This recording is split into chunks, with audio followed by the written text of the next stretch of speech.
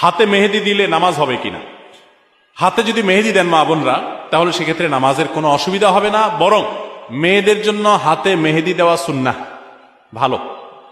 নবী করিম সাল্লাল্লাহু আলাইহি সাল্লাম কোন এক নারী কিছু একটা দিয়েছেন পর্দার আড়াল থেকে হাত দিয়ে বা কোনোভাবে, তো নবী সাল্লাল্লাহু আলাইহি সাল্লাম মহিলাদের ওদিক থেকে দেওয়া হয়েছে কিন্তু হাতে মেহেদি নাই, এটা দেখে তিনি আশ্চর্য হয়েছেন যে কোনো পুরুষ নাকি সেখানে, মানে পুরুষের হাতটা আসলো কোত্থেকে।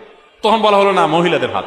তখন নবী সাল্লাল্লাহু আলাইহি ওয়াসাল্লাম আশ্চর্য হয়েছেন। এই হাদিস থেকে বোঝা যায় মেয়েরা হাতে মেহেদি দেওয়া সুন্নাহ।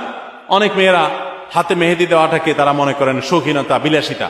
তাদের এই সাজগোজকে ইসলাম পছন্দ করে, প্রশংসা করে, করবে, বিশেষ করে বিবাহিত নারীরা তো বটেই।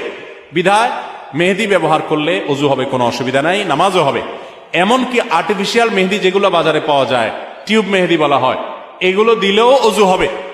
এগুলো দেওয়ার ফলে অনেকে মনে করেন ওযু হবে না, কারণ এগুলো দেওয়ার ফলে অনেক সময় এই